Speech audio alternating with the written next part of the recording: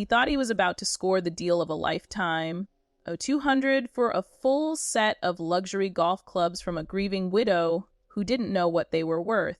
But what he didn't know was that I was standing right there, and I knew exactly what he was doing.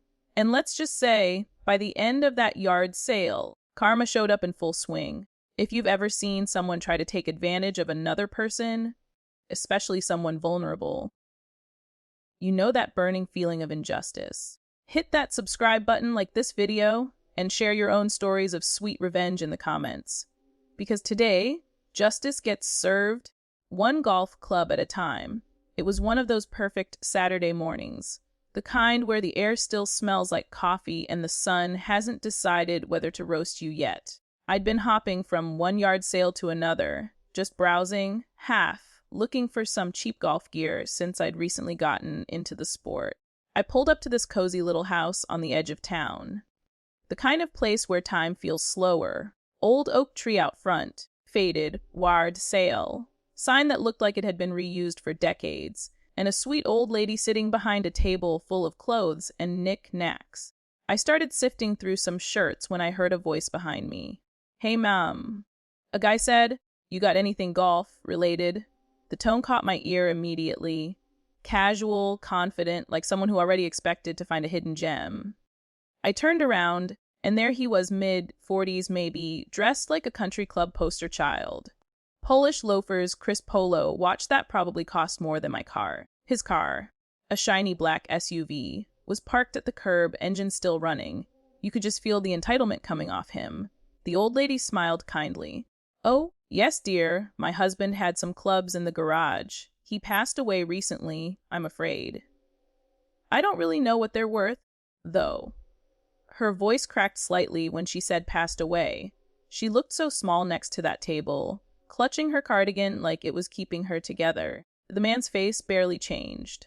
"Ah, sorry to hear that," he said, his tone polite but hollow. "Mind if I take a look?" She disappeared into the garage for a moment and came back dragging a big golf bag, clearly heavy for her. When she unzipped it, even from a few feet away, I could tell this wasn't your average garage sale junk. The guy's eyes lit up, just for a split second, that kind of greedy sparkle you can't fake, before he masked it with a casual shrug. He picked up one of the drivers, took a couple of fake swings, then started inspecting the clubs like a jeweler pretending something's worthless before a lowball offer. "These are pretty old," he said finally, nodding like he was doing her a favor. "Tell you what, I'll take 'em off your hands for 200 dyed. Her eyes widened. "Oh, I don't know if that's fair, Before she could even finish, he cut her off. "Yeah, they're not really worth much. I'll grab the cash." And just like that, he started walking toward his car, probably thinking he just scored a 2,000 set for pocket change. That's when something inside me snapped. I don't know what it was. Maybe the way he brushed her off, or how her voice trembled when she said her husband had passed. But I walked over and looked inside the bag, and my jaw nearly hit the ground.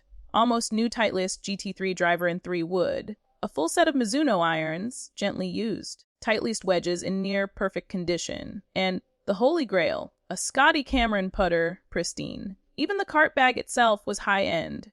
Anyone who knows golf knows what that means. Those clubs combined were worth at least $1,000, probably more. And this woman's late husband had clearly been serious about his game and about quality. I turned to her and said softly, "Mom, please don't sell those for 200. Those clubs are worth way more. You could get them appraised at a pro shop and probably make a lot more money." She blinked in surprise. "Really? Oh my husband loved golf. I had no idea," I nodded. "Just the driver and 3 wood alone are probably worth $800. You could see the realization wash over her. This mixture of relief and gratitude, like she'd just been pulled back from the edge of being scammed. And then, like clockwork, the guy strutted back with his wallet. "All right," he said cheerfully. "Got your 200 right here." But this time, the lady's face had changed. She straightened her back, her hand firm on the golf bag handle. "You know what, sir? I think I'll wait. I'm going to get them appraised first." The man froze mid-step, his smile evaporating. "Wait, what? We already made a deal." I stepped in. Actually, no, she didn't agree to anything. You kind of interrupted her. He shot me a glare sharp enough to cut glass. Mind your own business. Maybe, I said, calm but firm. But I'm not going to stand by while someone gets taken advantage of. His jaw clenched. He looked back at her.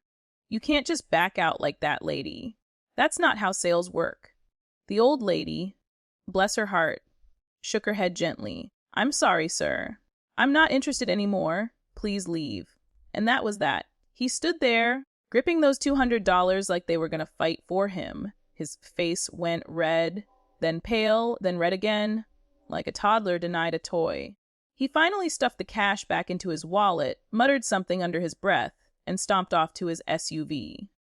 But the best part, he stopped at the end of the driveway, turned back, and yelled, "You're an asshole!" I just smiled and waved. The old lady turned to me, a little shaken but smiling. "Thank you," she said softly. "I really didn't know. My husband bought those before he got sick. I didn't even want to sell them, but I thought maybe someone would use them."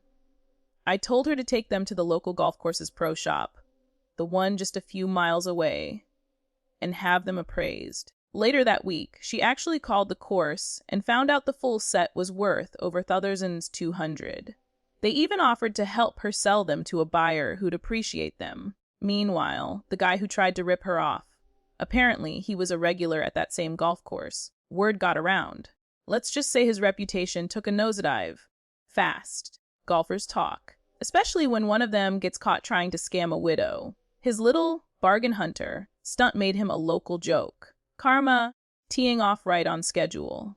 That day taught me something simple but powerful. Revenge doesn't always need to be loud. Sometimes, it's just doing the right thing when someone else won't.